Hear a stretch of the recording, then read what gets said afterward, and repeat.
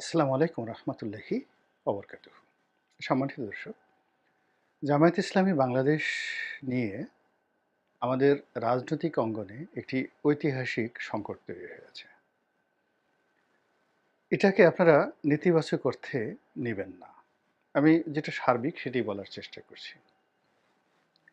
সংকটটি হলো যে জামাতকে এখন যারা রাষ্ট্র পরিচালনা করছে তারা পছন্দ করছে, বিশ্বাস করছে এবং কাছে টেনে নিচ্ছে। এবং তারা মনে করছে যে বাংলাদেশে যে গতানুগতিক রাজনীতির যে নেতিবাচক দিকগুলো রয়েছে, যেমন দখল, চাঁদাবাজি, তারপর মদ, জুয়া, গাঁজা, ক্যাসিনো, তারপরে বাঈজি মহল, যে বিষয়গুলো দেশের মূলধারার রাজনৈতিক দলগুলোকে কলুষিত করেছে।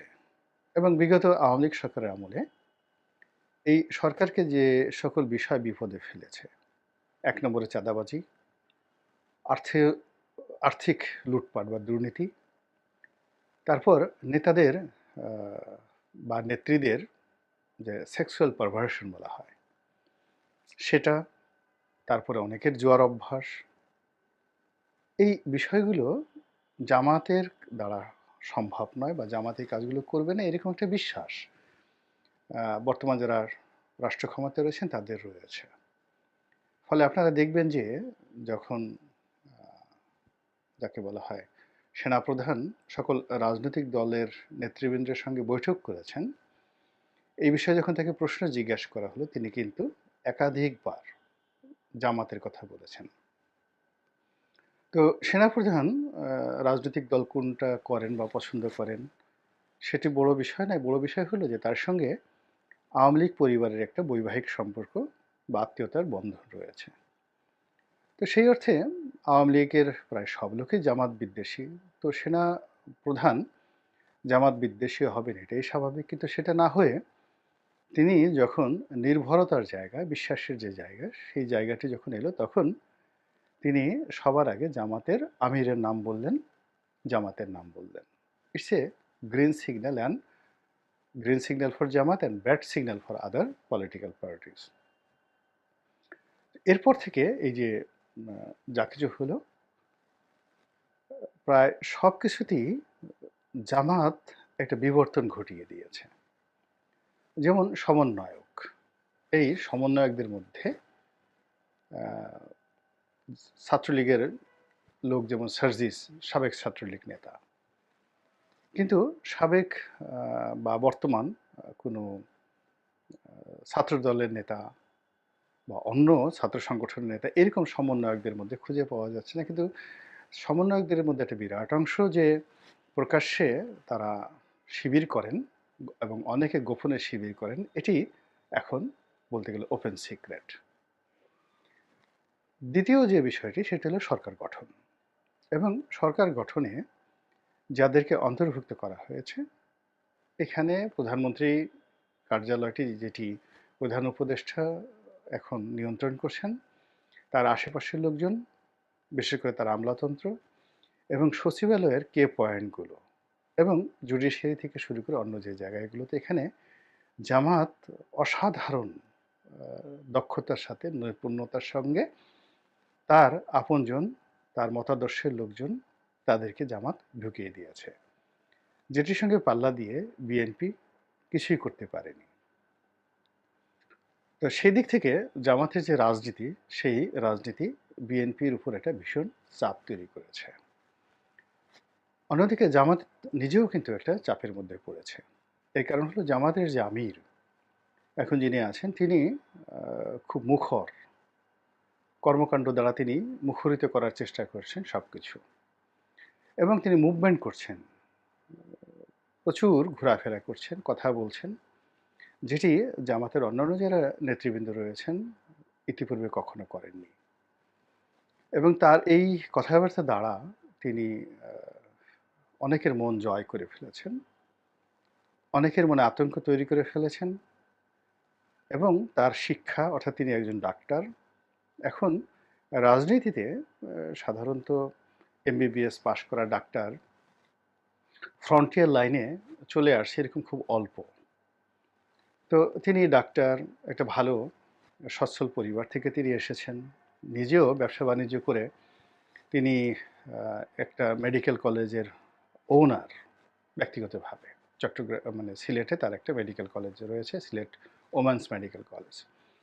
এর বাইরেও অন্যান্য ব্যবসা বাণিজ্য থাকার কারণে অর্থনৈতিকভাবে তিনি সচ্ছল। তাকে চাঁদাবাজি করে জামাতের, তারপরে যাকে বলা হয় জামাতের যে সকল দরিদ্র নেতা রয়েছেন যারা জামাতের ফান্ড থেকে মাসোহারা নেন, ডক্টর শফিককে সেই মাসোহারা নিতে হয় বলে আমার কাছে মনে হয় না। ফলে তিনি যে কথাগুলো বলছেন বা যেভাবে চলাফেরা করছেন, সেই চলাফেরার মধ্যে নেতৃত্বের যে ভাব গাম্ভীর্যতা ফুটে উঠছে, নেতৃত্বের যে রাজস্বিকতা ফুটে উঠছে, এটি তার সমপর্যায়ের অন্য যে সকল রাজনৈতিক দল এই মুহূর্তে মাঠে রয়েছেন তারা সেটা প্রদর্শন করতে পারছেন না।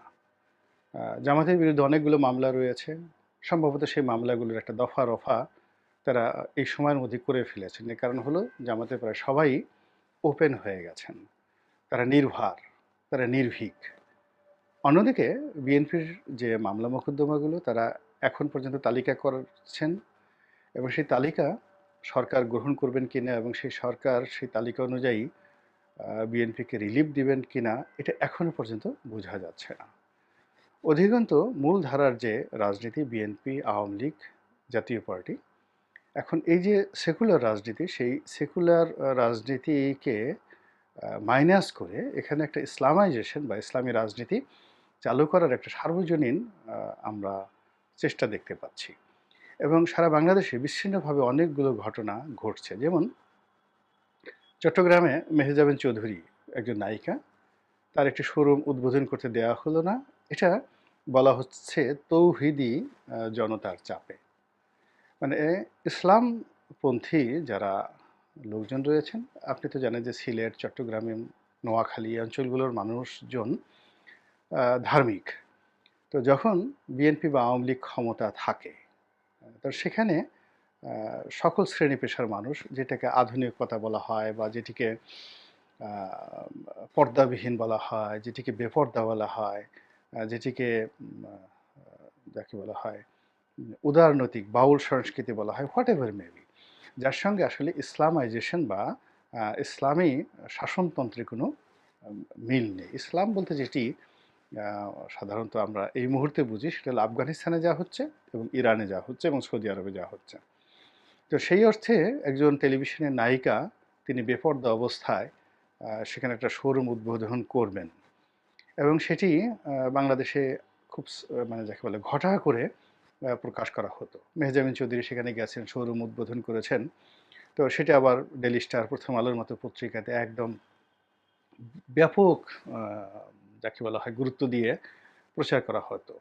তো সেটা না হয়ে এই জমানাতে যখন তৌহিদি জনতা সেই অনুষ্ঠানটিকে আটকে দেওয়া হলো এবং এখনো পর্যন্ত আমরা গালাগাল দিচ্ছি, সমালোচনা করছি, হায় হায় এ কী হলো, আমরা কি আফগানিস্তানের সে আদিম যুগে ফিরে গেলাম, এই বর্তমান যুগে আমরা সে কী বিপদে পড়লাম, আমরা এরকম করছি বলছি কিন্তু আমরা আসলে মূলত কিছুই করতে পারছি না।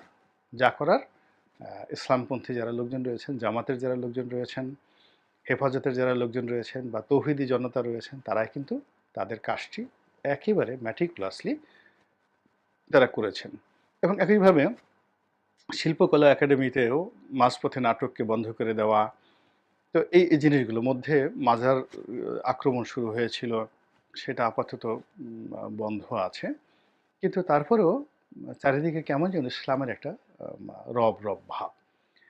বাইতুল মোকাররমের যিনি খতিব নির্বাচিত হয়েছেন, এখন দেখা গেল এই খতিবকে কেন্দ্র করে যত ওয়াজ মাহফিলের যে সমস্ত বক্তা রয়েছেন, তারা সালাফি হন কিংবা জামাতি হন, সবাই তাকে মানে এমন প্রশংসা করছেন যে বাংলার হাজার বছর ইতিহাসে কোনো বিখ্যাত আলেম যদি মিম্বরে দাঁড়িয়ে, জাতীয় মসজিদের মিম্বরে দাঁড়িয়ে জাতীয় ইমাম হিসাবে দায়িত্ব পালন করার জন্য সুযোগ পেয়ে থাকে, তাহলে এই বর্তমান জামানার মুজাদ্দেদ, এই বর্তমান যিনি বাইতুল মোকাররমের খতিব নির্বাচিত হয়েছেন, তিনিই সেই ব্যক্তি। খুব প্রচারণা করা হচ্ছে এবং আপনারা লক্ষ্য করবেন যে যারা এই প্রচারণায় অংশগ্রহণ করছেন তারা সবাই জামাতের লোক, মানে জামাতের আলেম, জামাতের বক্তা, জামাতের ওলামা।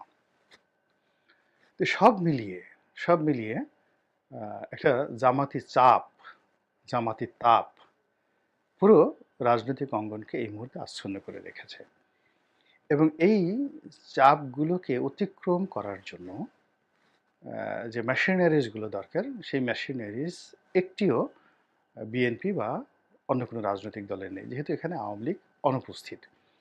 তো বিএনপির সেই জিনিসগুলো নেই। এখন বিএনপি তো বাইতুল মোকাররমে গিয়ে ওভাবে আহ, আহ, তাদের খতিব, তাদের দলের খতিব মনোনয়ন দেওয়ার মতো সেই আলেম ওলামা বিএনপিতে নেই। আবার বিএনপির বিভিন্ন যারা লোকজন রয়েছেন, যেমন একটা সময় মনে করা হতো যে জনাব আসিফ নজরুল বিএনপি পন্থী বুদ্ধিজীবী, কিংবা জনাব মাহমুদুর রহমান আমার দেশ সম্পাদক বিএনপি পন্থী বুদ্ধিজীবী। কিন্তু এখন দেখা যাচ্ছে যে না, ফার অ্যাওয়ে তাদের সঙ্গে বিএনপির একটা আকাশ সমান যাকে বলা হয় দূরত্ব। বিএনপি সব আছে, মাসেল আছে, শক্তি আছে, নেতা আছে, কর্মী আছে, জনপ্রিয়তা আছে, কিন্তু ম্যাটিকুলাসলি ডক্টর ইউনূস যেটি বলেছেন, ম্যাটিকুলাসলি সব কিছু কালেক্ট করে একত্রে বসানোর জন্য যে মেধা যোগ্যতা দরকার, যেটা জামাতের আছে, সেই জিনিসটি বিএনপির নেই। প্লাস জামাতের পক্ষে কথা বলার জন্য, লিখার জন্য প্রচুর বুদ্ধিজীবী লেখক সাহিত্যিক আছেন। এখন সেই পরিমাণ লেখক বুদ্ধিজীবী কিন্তু বিএনপির নেই। বিএনপির সঙ্গে যখন জামাতের সম্পর্ক ভালো ছিল তখন এই জামাতপন্থী যারা লেখক তারা জামাতের প্রশংসা সরাসরি করতে পারতেন না, তখন তারা শহীদ প্রেসিডেন্ট জিয়াউর রহমানের প্রশংসা করতেন। কিন্তু এখন যেটা হচ্ছে, জামাতের সঙ্গে বিএনপির দূরত্বের কারণে এখানে এই বুদ্ধিজীবী শ্রেণী সরাসরি এখন জামাতের প্রশংসা করছে, আওয়ামী লীগের সমালোচনা করছে, কিন্তু বিএনপির কোনো প্রশংসা তারা করছে না।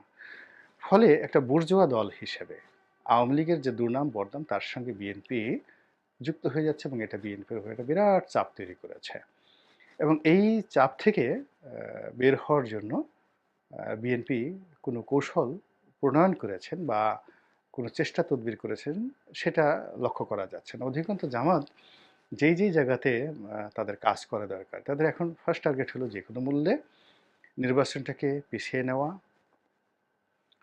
এবং এই অন্তর্বর্তীকালীন সরকারকে দীর্ঘায়িত করা, ডক্টর মোহাম্মদ ইউনূসের হাতকে শক্তিশালী করা, এবং সেই কাজটি তারা চমৎকারভাবে কিন্তু করে যাচ্ছেন কোনো শব্দ ছাড়া। তো এখন বিএনপির জন্য যে সমস্যা হয়ে গেছে সেটা হলো সরকারকে তারা বুঝতে পারছে না, সরকারকে তারা ওজন করতে পারছে না, সরকার কি চাচ্ছে তাও তারা বুঝতে পারছে না।